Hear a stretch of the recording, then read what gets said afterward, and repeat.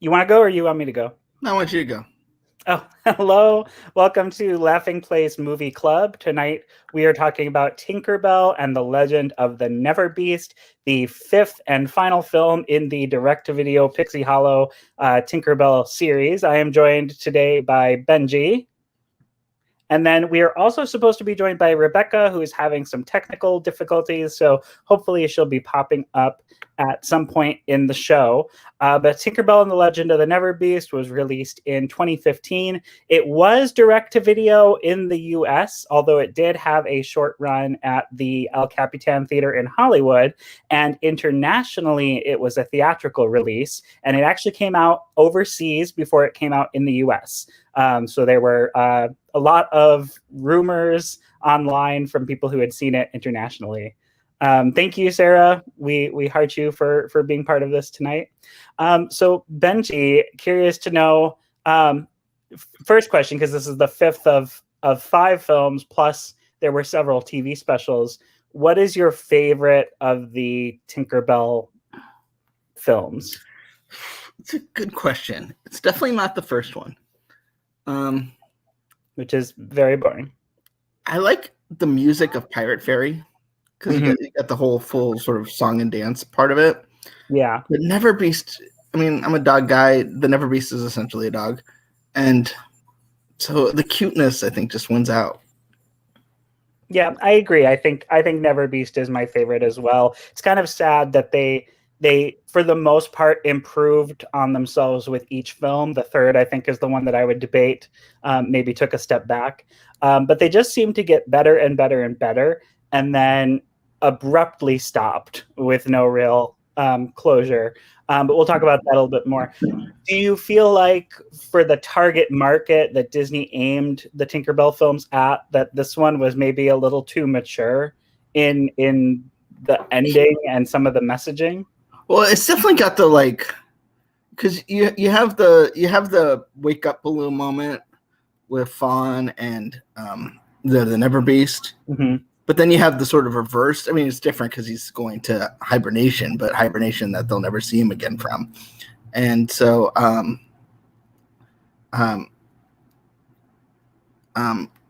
it's a lot. It's emotional. There's real stakes. You get scared, I think. I mean, not like Quiet Place scared, but he turns into a monster essentially, and you worry that you were wrong. So yeah, I mean, it's intense. I would say the NeverBeast gruff going dark is scarier than Beast in Beauty and the Beast, and there was so much concern about Beast's level of scary in Beauty and the Beast that when they re-released it in, I think, 2002 on DVD, they brightened up a lot of the movie, including the part where Belle asks Beast to step into the light. You can already clearly see him, whereas before you could only really see like a foot, and then he stepped into the light and you saw the full face underlit, and it was scary. But yeah, no, I agree. And with like the glowing eyes, there are moments where Gruff becomes quite scary. Another thing I wanted to ask about was the music. The music evolved from the start of the series to now, to the final film. In the beginning, it was very Gaelic and Celtic narrative. They kept the music still, narrating for the most part what happened, with the exception of Pirate Fairy. There really aren't song and dance numbers in these films, but by the time you get to NeverBeast, they're bringing in pop acts. Here it's Katie Tunstall, and they kind of lost all the consistency. The first three films had the same Celtic singer, and then it kind of went out the window, and it was kind of a who's who of who's big right now. Well, that's originally, I thought the idea was there was going to be one for each season, right? And that was the plan. So the first four all follow a season. And then because the first couple had sold really well, I remember Disney announced they were going to be doing a fifth. And I'm sorry, this is the sixth of six, not fifth of five. But they were going to be doing a fifth. It was going to be raced through the seasons. That ended up getting scrapped, but recycled into the TV special, like Pixie Hollow Games, to tie in with the Olympics. Which came out on the odd year where there wasn't a Tinkerbell film because they had scrapped the one that they were working on and decided it was not good. And then we got Pirate Fairy out of that in the end. But yeah, the first 4 films were intended to be one for each season, and they scrapped it by Secret of the Wings when they threw out Tinkerbell's name from the title of the series anyway. But the original DVD and Blu-ray spines were making the Pixie Hollow pixie dust tree, and it never got completed because with Secret of the Wings, they were like, oh yeah, we're not going to do that anymore. And so your tree is incomplete if you line up the DVDs. I didn't know that. I don't think I knew this at the time. But Fury, the pixie, was voiced by Denai Guerrera, the Okoye from Black Panther in the US release, but Mel B in the UK release. Oh, I didn't know Mel B was featured in that version. What's interesting, I noticed today in the background while I was working, I had the other Tinkerbell films on Disney Plus in succession. And for anyone who followed the series closely, they were all Tinkerbell and the Bleep. After starting with the second one, they dropped her name from Secret of the Wings and the Pirate Fairy, but only domestically. Only in the US did they drop Tinkerbell's name. And I can only assume it was in an effort to hide the fact that it was Disney Fairies and they wanted to maybe have a broader appeal, but it still had Tinkerbell all over the cover. Elsewhere in the world, they didn't drop Tinkerbell, and the versions that are on Disney Plus have Tinkerbell and the blank on the title card. So when you press play, you'll see Tinkerbell's name over Secret of the Wings and the Pirate Fairy, which you don't get on the US version on DVD and Blu-ray. And I'm curious to know now that, because I'm a big Spice Girls fan, I wonder if there's a way on Disney Plus to get the UK English version under audio, or how that works. Because in the UK, they would probably be used to hearing Mel B in that role. But there is some other interesting casting stuff that goes along. I can only assume that they signed all the voice actresses on to 4 films, and then beyond that, they had to renew negotiations. So obviously, they got Mae Whitman for all of them as Tinkerbell. They got Raven Simone as in all of them for Iridessa, but they couldn't get America Ferrera back for Fawn, which I think is a really interesting choice. So they recast her with Jennifer Goodwin here.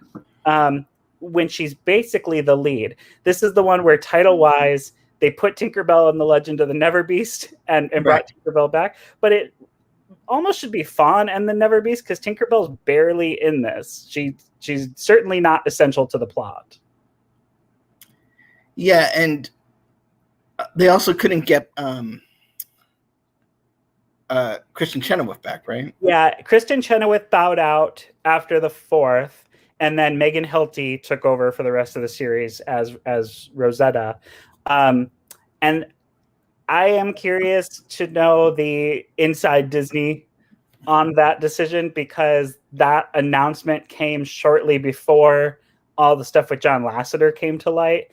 And I don't know if you remember, but one of the things that was brought out was, particularly with the Disney Fairies movies recording sessions, he was always present and very touchy-feely with some of the actresses. Well, I would say we don't know. We don't want to...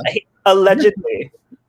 Asterisk of that. But I had heard that. And so it was interesting rewatching them today. I think it's the 3rd one. They're the ending credits, and they have like animated fairies doing funny things next to each one. So when it says executive produced by John Lasseter, it was Tinkerbell like holding up a Hawaiian shirt on a hanger with another one, as like an alternative, trying to see which one works best. But yeah, I mean, I've always wondered if I could have Kristen Chenoweth off the record. So they the other thing that is interesting is this is the last movie created by Disney Toon Studios. And there was a big gap between the time this came out and when they officially closed the studio. They did have that sort of Untitled Space Plane sequel or spinoff or whatever it would have been. But from above the world of planes. Yeah. So because essentially this started with like Treasures of the Lost Lamp, right? Yeah, I mean, it started as What were they? What was their name then, though? Treasures of Lost Disney Animals. Toon Studios. Or Disney Movie Tunes. Disney Movie Tunes. Movie Tunes. Yeah, it was Movie Tunes. Then it became Disney Television Animation Features or something like that. Disney. I think it became Disney Video Premieres. Disney Video Premieres. Yeah, starting with Return of Jafar, and then eventually became Disney Toon Studios in the early 2000s when it was mostly a vehicle to spit out direct-to-video sequels, although they did handle Goofy Movie, Teacher's Pet the movie, Doug's First Movie. So some things that went to theaters, Recess School's Out, and even Return to Neverland and Jungle Book 2 were theatrical, plus Tigger Movie, Piglet's Big Movie, Heffalump Movie. They just kept coming. Rebecca, since we missed you before, yes, your thoughts on the Tinkerbell Disney Fairies film series as a whole and Legend of the NeverBeast as an individual film. I'd forgotten just how pleasant that world was, whether the color palette, the music that they used, the Gaelic, music, the camaraderie of the fairies.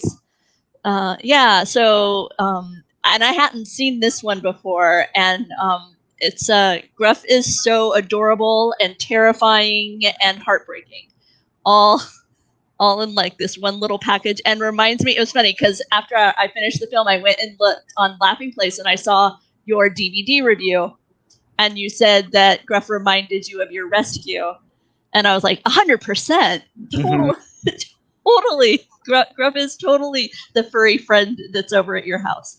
So yeah. I have a feeling that whoever conceived of this idea, whether they got the writing credit or not, probably had a dog who was not friendly with other people, and I can only imagine that inspired Gruff, because how other people perceive that moment is monstrous. Well, actually, one of the additional pieces that came with the DVD was by the writer, I think. No, the producer. Oh, I'll look it up.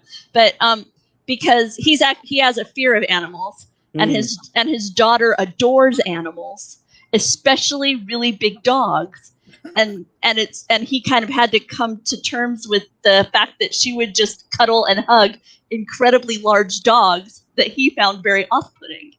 And that's part of kind of what came into the story. And so yeah, totally. It's that kind of the fear that can come with something so enormous. But I loved it. But this I have to look up his name, because he's actually connected to Chicken Squad.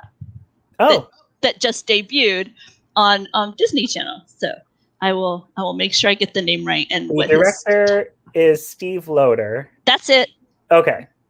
Yeah, and he's the director, and then he also has a writer credit along with the story by along with Tom Rogers, but 4 separate people, none of them Steve Loader, have the screenplay credit. Yeah, and the screenplay credit in part goes to the team behind Kim Possible, right? McCorkle and Julie. Yeah. Yes. Yeah. You know what I think is interesting watching this movie is the Tinkerbell franchise, the Disney Fairies franchise, has completely left my memory. I mean, I didn't forget it, but it's like it's so irrelevant now. Mm-hmm. But I remember, it started with the book, and they knew they were going to make the movies. The movies ended up going through a lot of changes, so there was sort of a bigger gap there than they thought. Remember, and then they did that. Then they did.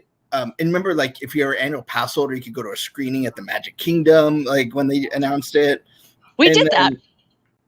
And then there was, they redid Triton's Gardens at Disneyland Park to become Pixie Hollow. And there was talk don't forget when they announced New Fantasyland, what's now Storybook Circus was going to be Pixie Hollow. Yeah. Right? And Barnstormer was going to become the Cheese Coaster, and it was. And part of it was a really big push and hope for diversity, because through the fairies now you had a variety of ethnicity represented, which we hadn't yet Tiana hadn't yet kind of hit the screen, right? We hadn't yet had Princess and the Frog. The first Tinkerbell was 2008, and Princess and the Frog was 2009. So it was a year ahead of Tiana launch. It was really it was a really I would say part of that growing initiative to try and have more characters on screen that were similar to the viewing audience as well. Let them see someone who looks like them on screen. Do you remember the Pixie Hollow virtual world? I do. I'd forgotten. I had a paid subscription to it, and then they made it Toontown Online, but then they canceled that within the same billing year. So I just got a refund. Subscription to Family Fun. Wasn't there a whole thing regarding like fairymen, but then they decided to go with sparrowmen? It was like for a while you weren't really sure what they were going to call men within this world, and they settled on. And I have a friend who's very into all of that, and so I learned through her that male fairies are called fae, like the name, fae, which doesn't sound very masculine. So I'm guessing Sparrowmen was again their attempt at being like, this isn't just for girls. Although if I remember correctly, there were a lot of customization options when you were creating your fairy. And one of the things that was really fun about it was you could create multiple fairies under your account. And they had things well before Disney bounding was coined, where it was like you could Disney bound your fairy as Snow White, as Cinderella, as Belle. They had all of those customizations where you could make them look enough like those characters. And for the Sparrowmen, if you were to create one, it was like you've got like 3 hairstyles, pick a color. You've got like some vests and shirts and pants. Varying shades of brown. Very boring. But the games were a lot of fun. I had a lot of fun playing those. And like with Virtual Magic Kingdom, which was the only game like it prior to that I played, it felt very much like that because you had the Pixie Hollow tree as the hub. You could go to the different seasons. There were different games you could play in them. There was like a very limited chat ability. It had like preloaded phrases you could say, so you couldn't really freely talk for everyone's safety. But Pixie Hollow Online was a lot of fun. I really enjoyed it, and I paid for it so you could do extra stuff in it. And I just remember getting the notice like it's being deactivated in like a week, so we've taken your money and put it towards Toontown. And then before that, the end of that year, they had closed Toontown, and they were like, yeah, here's a refund. Oh, there's videos of it online. You can go online and type things like create a fairy in Pixie Hollow and stuff like that, and you can see little video clips. Oh, somebody's even got the last minutes of Pixie Hollow in a YouTube video. Oh, that's so cool. But didn't you have to like choose a name from within the universe, so it would like be randomization of very pixie, exactly, a very name. Yeah, you had like scrolls, and you could do up to 3 names in a row. Oh, I wish I could remember what I'd selected. Yeah, so you could be like Harvest Starberry. Yeah, I feel like it was it was often like a flower, and then just an adjective, and then a floral noun. I feel like it was, so you'd end up with like daisy, purple garden, or something like this. Oh yeah, I see like sunshine lightning fish and violet sweet drop. Too fun. I'd forgotten. That's fun. Never forget. Well, it's funny, I was thinking about Toontown. I mean, it's a lot off topic, but I can't believe Toontown lasted, because I got Toontown in September of 2001. It was part of the beta test, and it lasted for 12 more years. Wow. And then people emulated it because they missed it so much, and then bad things happened, and that got taken down. I have to say I'm surprised that we don't have more of that. This didn't continue. Like I guess it's the challenge is because you're the Disney company, and so your expectation regarding child safety is so strong that to have something that's has a broad enough appeal is where the challenge comes in, because people don't like to be blocked by, because I'm just envisioning the scandal if, like, through VMK, kids were exposed to all kinds of the things that you can, nowadays it's so much easier to emoji eyes and secret message, we weren't as savvy with our texting back then. From my experiences on VMK, where if you were a boy playing it, people would ask you, "Are you gay?" Because that was the limitation, and you could just kind of figure out what does that sound like. But on Pixie Hollow, you couldn't free text at all, if I remember correctly. It was like you could pick from phrases. So you could say hi, you could say, "Do you want to play this game?" It was very limited. You could say bye, but you were not allowed to like enter any text at any point, even with choosing the name.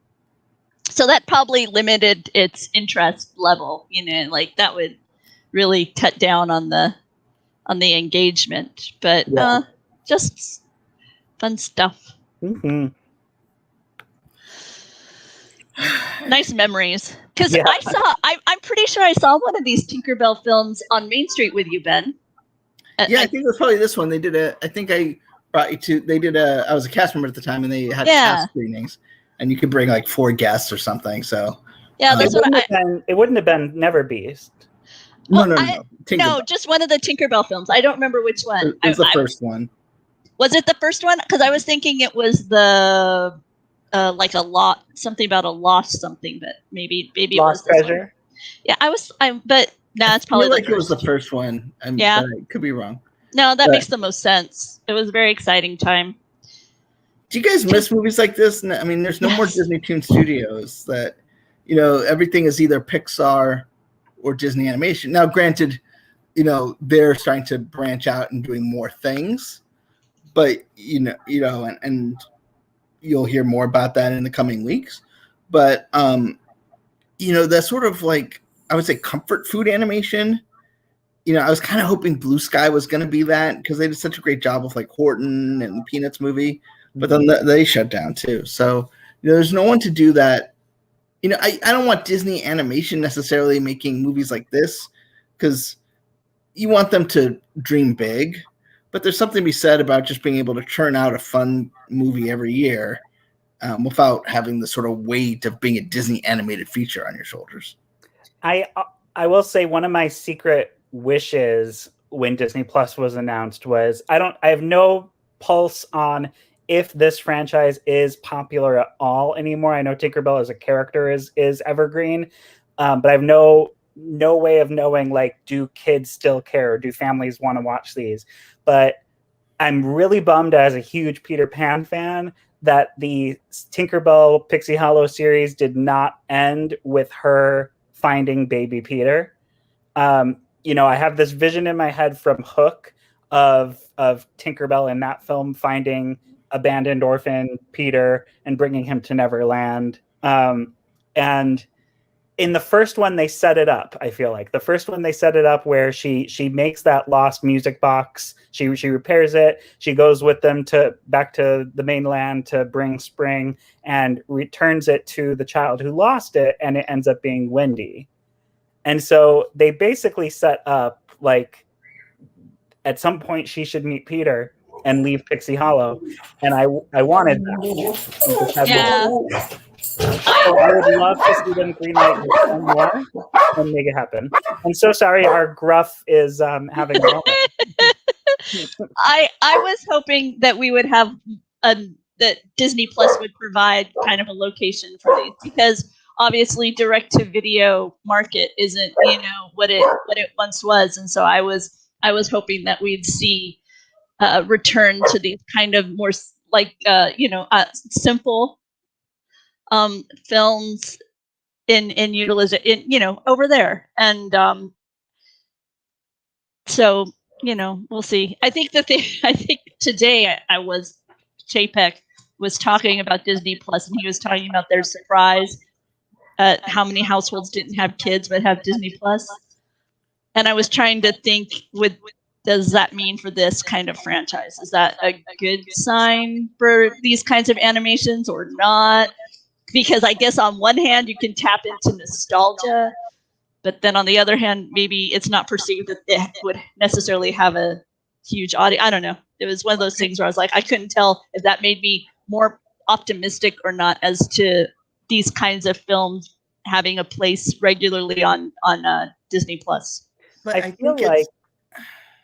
feel like a lot of the adults who have Disney Plus are Disney fans and would be, at least if they hadn't seen it before, which maybe they didn't because these were direct to video and on a store shelf, you know, they put them right next to the Barbie as whatever this month videos. And so Swan Princess 28. Yeah, Barbie is Rapunzel, is Swan Princess, is Nutcracker, is Dreamhouse.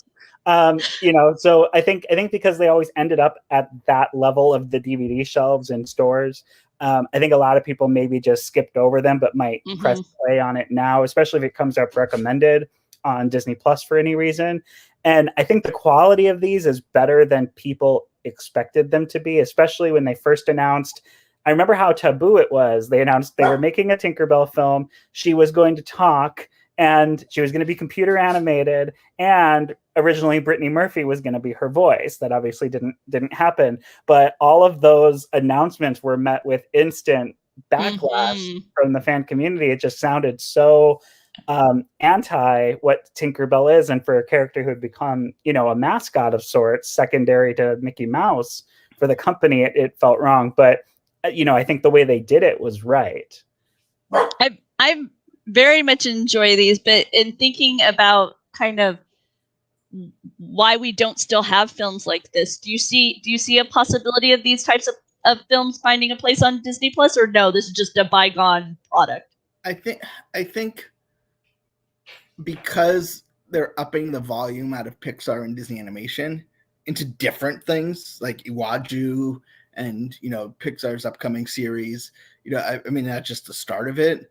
I don't know that there's the real estate to do it. I mean, you know, there's this sort of like call like the fiber of Disney Plus, right? Where it's like not super destination entertainment, but you know, they put it out there so there's more stuff, right? You know, the Big Fib or even Bill Farmer's show. I mean, they're not necessarily bad, but they're not like huge big deals. But then for something like this, it's just not big enough to get the full push of like a Luca, which is going direct to Disney Plus. But it's not kind of like cheap enough to be like just, you know, something they throw on the service. And, you know, if you go from, you know, I think the idea is there's going to be one piece of marquee content every week on Disney Plus. I mean, in the next year or two.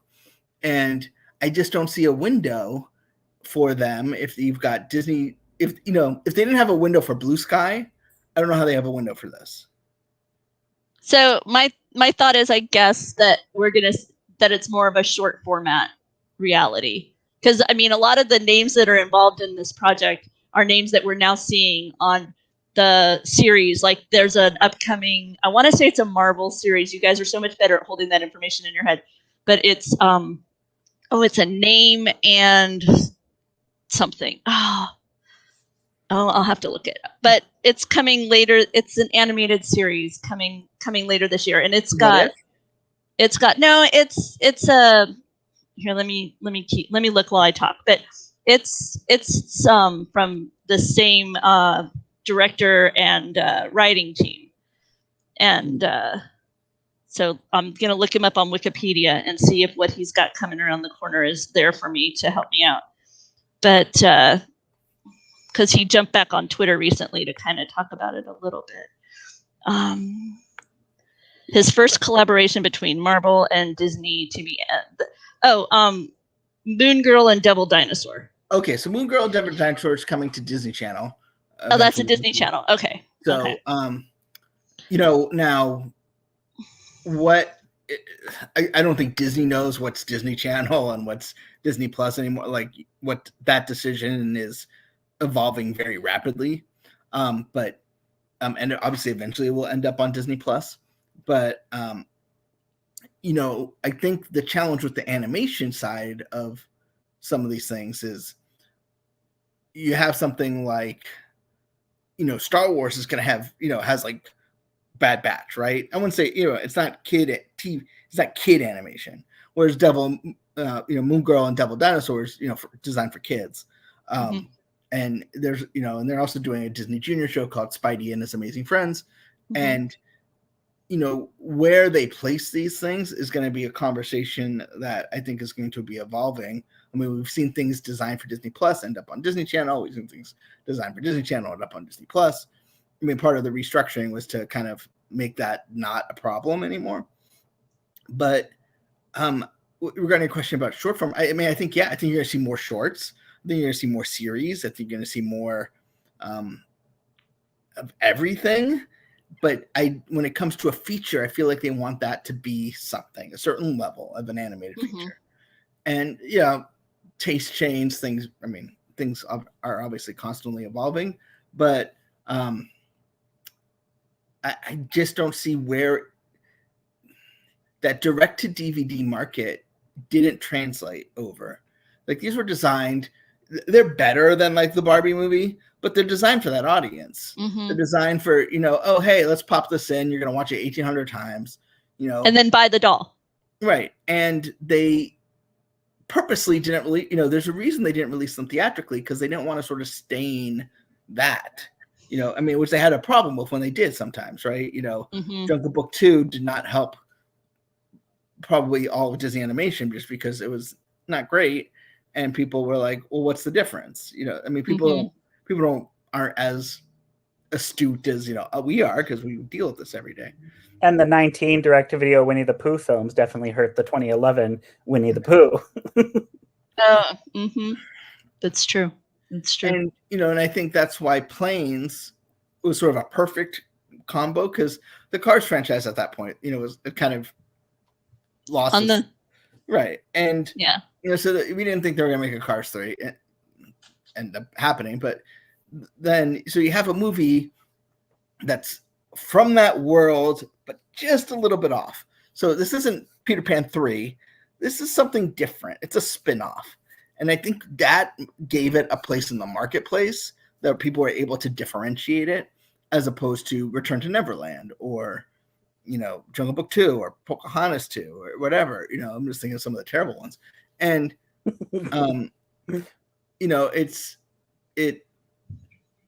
Don't forget Fox and the Hound 2, which is an in-between quel where they become part of a country music group while they're still kids.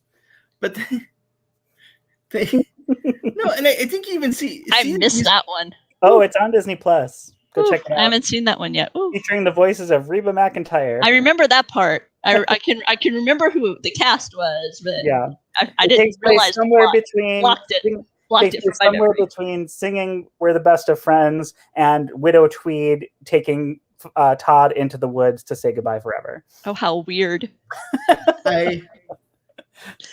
I think what's interesting is if you look at Marvel's lesson learned here, I think you could apply it across the franchise, right? They had movies, no problem. Then they made TV shows, and TV of legacy TV is inherently smaller scale because it's, you got to pay, it's right. The value proposition is pretty clear. And so you end up with TV shows where they do a lot of talking in hallways and not a lot of action sequences because it's TV. They're trying to make 22 episodes a week. It's just a part of the format.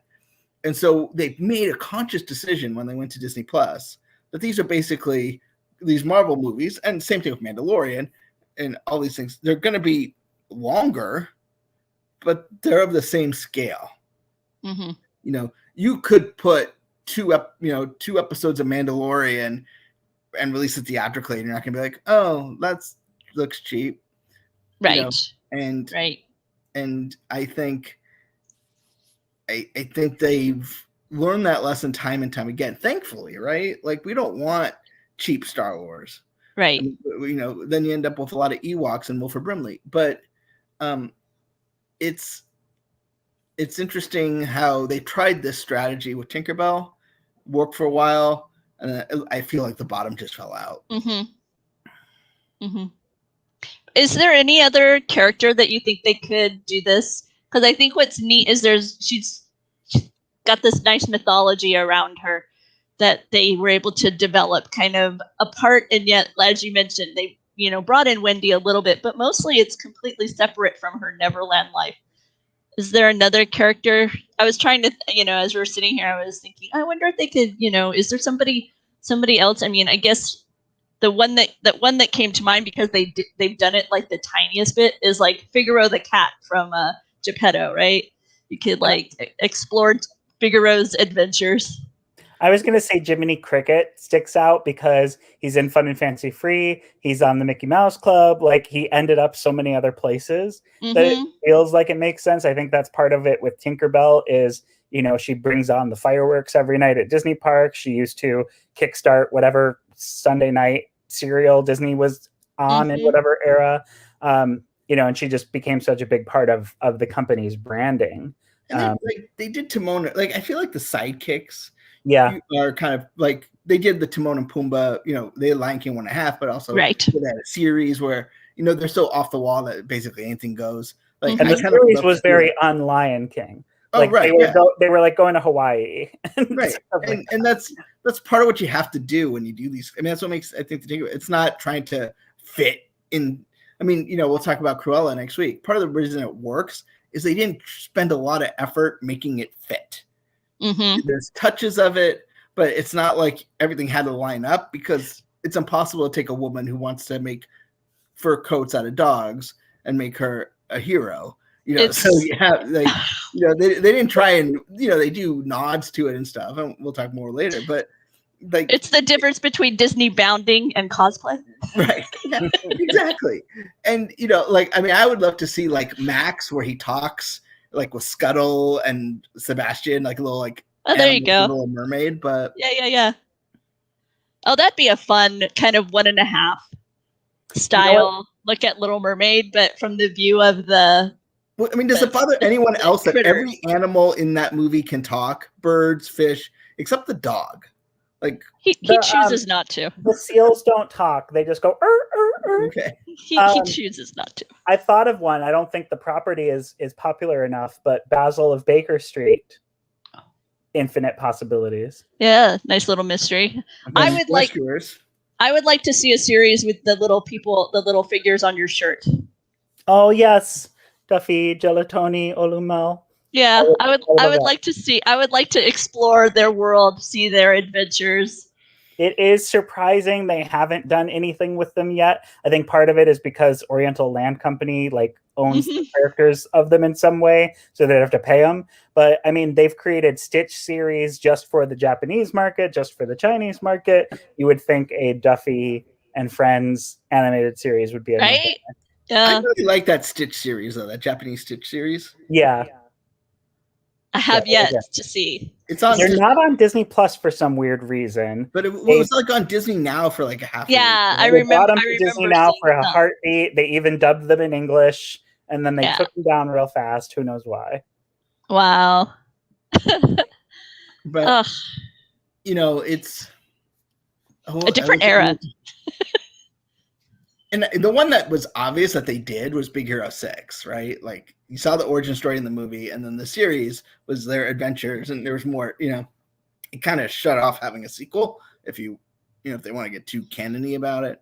But when we talk about Star Wars, I can get on my canon. I was going to say, does canon matter to you as much with anything but I feel like Star Wars is where canon really bugs me, but anywhere else, I tend to be more flexible. And even with Star Wars, I'm willing to adopt the notion that it's from a perspective. Like maybe Empire Strikes Back was from one of their perspectives, so it isn't necessarily historically accurate. Well, yeah, it used to bug me as a kid. Like, you'd watch a show and there'd be the same character, and it didn't make any sense. Like, why is Launchpad suddenly like working for Darkwing Duck? Okay. That bothered me, but I was also 7 or 5 or whatever I was. So I got over it. But sometimes I feel like you need to do what's right for the story, but you still got, you don't want to just like completely discredit it, because then you lose that emotional investment. But at the same time, like, I'm okay. All they have to say is like, this is a different world. This is a different perspective. This is, that's what Marvel, it's like, okay, there's the main Marvel universe, and nothing should contradict in that. But if you want to tell a story from different perspectives, just make another universe, and like you don't really have a justification for it. How about you, Alex? Canon really important, or are you able to just kind of roll with it? If I was trying to think, there's it's not in my head, but I'll think of it. I feel like it's like Godzilla. Godzilla, sometimes he destroys Tokyo, other times he's saving Tokyo. I don't care. He's doing what he's doing. I get more focused on it with theme parks, with Disney parks in particular, because you hear it over and over, Imagineers saying like, it's all about story and we're inviting you into this story. So when the story that they've created makes no sense is where I have a hard time. And to me, in New Fantasyland, the Beauty and the Beast restaurant makes no sense, because you walk in and it's supposed to be Belle and Beast are together, but he's somehow still a beast. Well, that's the whole like parks thing anyway, though, right? Like he's always a beast in the park, and it makes no sense. Like you're talking to Belle, and the beast is usually right there. They're obviously friendly, but like we used to make a lot of, I would say, borderline explanations of why that happened. But so things like that, I'm like, really? Because she's with him, he shouldn't be a beast anymore. She said, "I love you." They're holding hands. Okay. Also, I'm a big Harry Potter fan, so the fact that Diagon Alley and Hogsmeade are in two very distinct moments in time that are separate from each other is weird to me, and I cringe a little bit taking the Hogwarts Express from Diagon Alley to Hogsmeade, because you are like basically going back in time if you tell the story well, which is weird. Well, Cars Land takes place in various, like Radiator Springs Racers takes place at a different point than the land itself, which takes place. There's a whole PowerPoint presentation I saw someplace. Wow. I'll be honest, the Harry Potter one caught me this trip because I'm reading the books now with Gideon, and because we were partway into book 2 when we went, and so I was very easily able to see, oh hey, wait, he doesn't even know those characters yet, that kind of thing. So it was really obvious to me. But so Radiator Springs, I had no idea really. Two different eras of that's so funny. But and the thing too is it's like people used to complain about Star Tours. And, like when, R2-D2 and C-3PO are there. They seem to know what's happened. You go into Endor Moon, but you still blow up the Death Star. Like, is this the third Star Wars has all of the tiers of canon. They have the tiers of canon, and that was D canon. My point is, who cares? You want to blow up the Death Star, right? Just let me blow up the Death Star. Well, and it's like Rise of the Resistance. It takes place between, Last Jedi. But Kylo Ren's wearing his mask. Now, the obvious answer is because AAs without masks are creepy, like in that. So that's why he's wearing the mask. That's why General Hustle are all like, is this another mask? Is there a story here? And you're like, I mean, someday someone will write that story, but at the same time, Caveat: I don't ask these questions. I live with people who ask these questions, but I myself don't tend to ask these questions. I ask other equally geeky, nerdy questions, but not these. Well, that's funny because like the hoops they went through, mostly successfully, to justify so many things in Galaxy's Edge, right? Because they wanted it to be completely in universe, completely in story, and you go like, I appreciate the effort, but what did we lose to get you to justify the fact that Millennium Falcon has seatbelts? Like a whole book written explaining why it has a seatbelt, and you're like, even if that took 3 days, what else could you have done in those 3 days? I just thought of another one, Toy Story Land at Hollywood Studios. I can't speak for the others because I haven't been there, but there's characters from Bonnie's world, but it's Andy's backyard. They're friends. Some of Bonnie's toys are there, and Andy's not off in college or in the workforce now. He maybe he had them when he was younger. He just never played with them on screen, and she happens to have the same toys. Okay, but it's somehow Andy's backyard. Okay, you got me. That's good. Not gonna lie, that's probably the case, huh? I mean, that's the thing is like with Tinkerbell, I mean, again, bring it back, is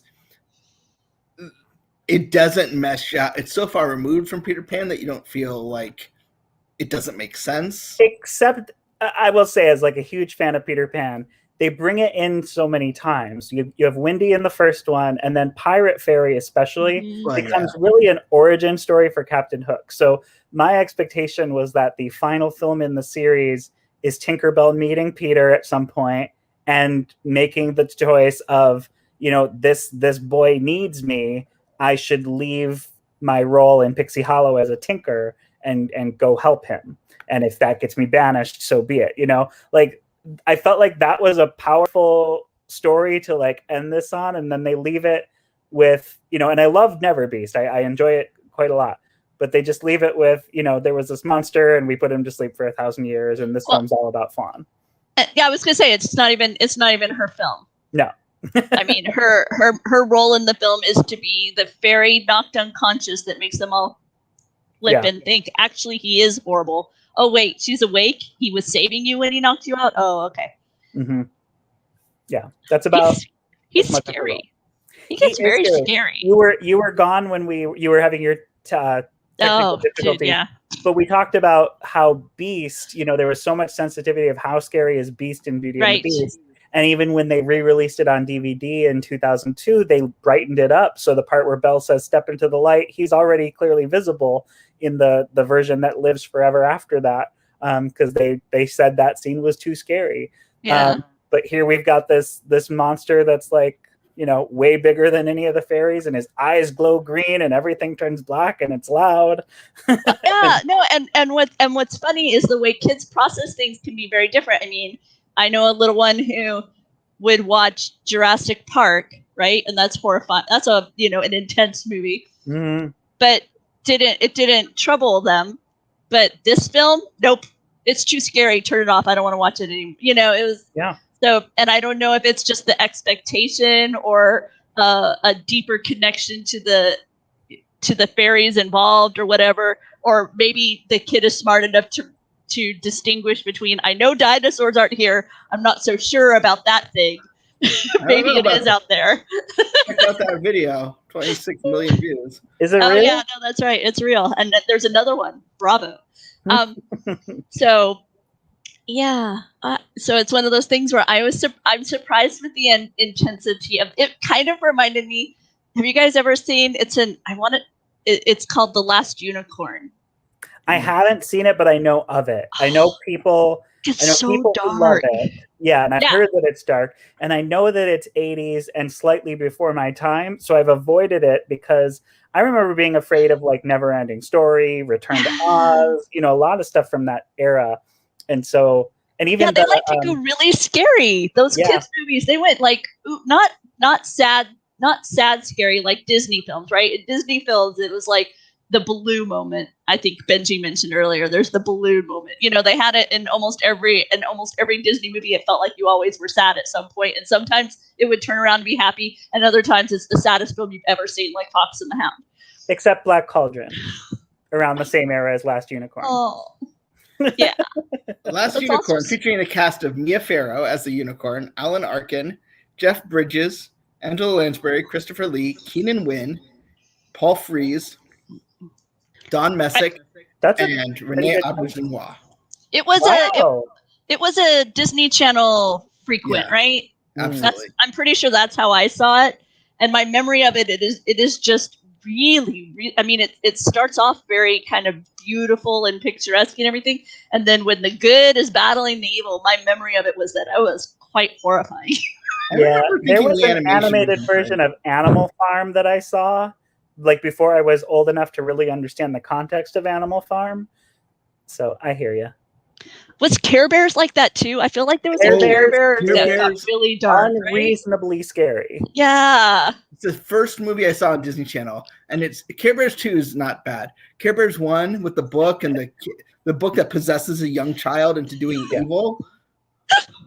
I'm a good deal older than the two of you, so I know how old I was when I saw it. And the look on your faces when I brought up that movie. I remember renting it. I had seen like Care Bears was probably in syndication, and I was a big fan of Hugs and Tugs and Graham Bear. And so I remember they weren't in the movie because it was before they had like added them to the series, and then it was really scary. But My Little Pony, the movie, was not too scary, and I loved that one. Okay. The first thing I saw on Disney Channel was The Simple Things, the Mickey Mouse short. The next thing they had during the free preview was the Care Bear movie, and I still get every now when I hear Mickey Rooney, I still get a little shaky because of Fox and the Hound. No, Mickey Rooney was the narrator of Care Bears. That's right. That movie, yeah, I don't even remember anymore. I just remember it being scary. I just remember a lot of the Disney Channel animated films that weren't Disney. It was like you watch the first 80% and then turned off because it's going to get scary now. I don't want to watch this. Secret of Nim. Oh, that's that. And it makes no sense. The book is so good. The book is so brilliant. It's darker, believe it or not. It doesn't have magic, but it makes sense. The amulet, it took me forever to figure that movie out. So I just watched it again this year because we read Secret of Nim, and then we watched the movie so we could compare and contrast character development, fun stuff that you do with school. I've not seen it since VHS era. It's beautiful. It's so beautiful. I'd forgotten how beautiful the animation is in it. It's really, really some artistry there with Don Bluth Studios. Really, really gorgeous stuff. Don Bluth, man. I got a lot to talk about with Don Bluth, but he had nothing to do with Tinkerbell and the Legend of the NeverBeast. No, yeah, no rotoscoping in this movie. These movies are like chalk drawings come to life. That's what I always feel when I'm watching it. Just the way the colors are. It reminds me of Bert's, like that sequence in Jolly Holiday. It's like that kind of color palette. Just the bright and cheery. And then they did another one of those in the latest Mary Poppins, right? I don't remember what the song was. I know cover is not the book. Yeah. Is part of it, but the bowl. It's about a bowl, right? Yeah, the something Royal Dalton Music Bowl. Yeah, something. Yeah, the Royal Dalton Bowl. I want to know what Justin's been commenting. I want to know what he thinks of the Care Bear movie. I can't see the comments today. Oh wait, nope, there they are. Okay, I'm not used to. I had to log in on a different browser, so it looks a little different. I remember a song from it though, where they were like, "Care a lot, care a lot." No, and the Care Bear countdown song at the end, it gets okay, but like, I mean, as a kid, you're like, I don't want to be like. What I learned from the movie is as a child, don't read books because they could make you evil. I remember it's not untrue. I remember being upset that the toys they sold didn't look like the cartoon and their tummies didn't light up. Like they couldn't Care Bear stare. Oh, use your imagination. But meanwhile, I had a Teddy Ruxpin who would come to life and tell me stories. So I was a little like on the Care Bear toys. I wanted a Teddy Ruxpin really bad, but I didn't get one. I had Teddy Ruxpin. I was a spoiled child. I had Teddy Ruxpin. I had the worm that you could connect, and then we had a rat problem, and both of them got eaten. Oh no! It was a horrific day. I recently tracked down one of those talking Mickey Mouse, so I'm hoping I will have one of those in our possession. Like Pal Mickey? No, not the Pal Mickey. The one that was a Teddy Ruxpin type, where you would put a tape in his back and he would tell you a story. Oh. I would have really wanted that. Didn't they bring back Teddy Ruxpin? Yes, he's now digital. You sync your smart device. You download stories to your phone. His eyes become objects. That is a very memorable moment of Waking Sleeping Beauty. We actually have a Bluetooth. It's like a little dog who wears a hat, and he's connected to your Bluetooth, and he just moves his mouth whenever you plug the Bluetooth into him.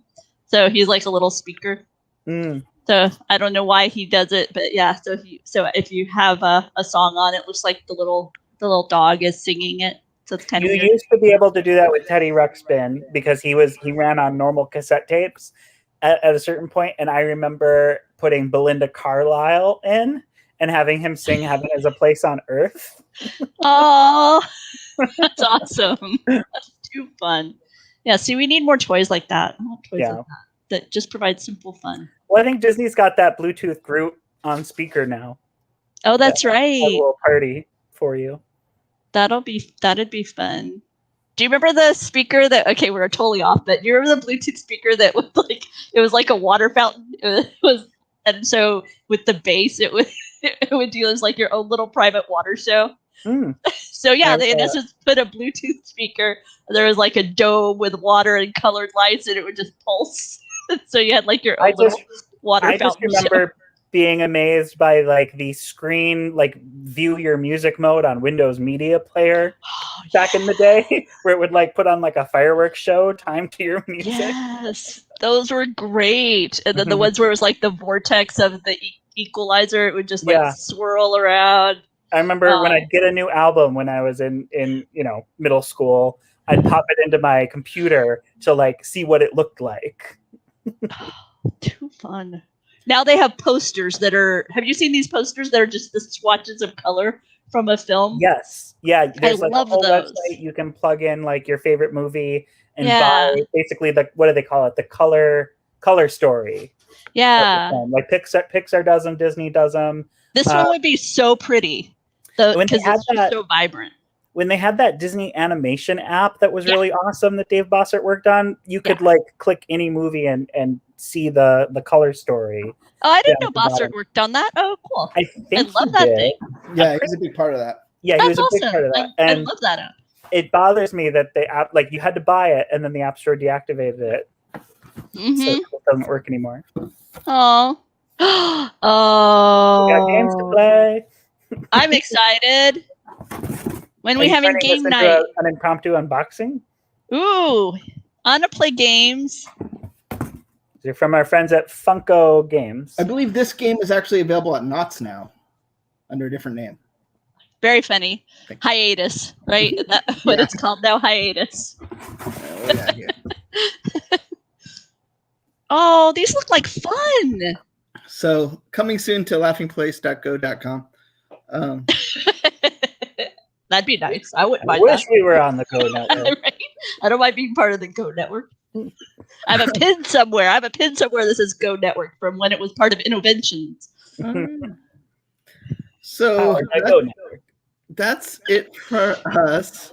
Next Are we powered by Zoogs? The ghosts of Zoogs? We should do a movie club just about Zoogs. That's the Basil of Baker Street spin-off. The first story should be trying to find what happened to the Zoogs. To the Zoogs. Because somebody unplugged them and then they switched to everyone doing a Mickey Mouse with a wand. It's like a bigger mystery than the Gremlins. Mm-hmm. We know what happened to the Gremlins. You can buy the book. I know, but it took forever until that mystery was solved. Now we need to uncover the Zoogs. Mm-hmm. So next week we'll be here to talk about Cruella. We will be here next Monday, even though it's a holiday, to talk about Cruella. As I realize that might not be a true statement, but that's the plan as of today. And then tomorrow we got so much coming. We're going to reveal a little bit about what Alex learned from Luca.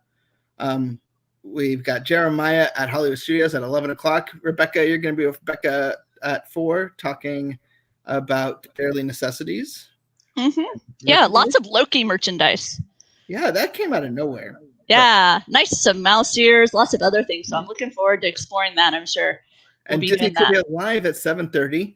And if you're a fan of the Society of Explorers and Adventurers, check us out at 9 o'clock. We might have some news about that for those Jungle Cruise tangent folks.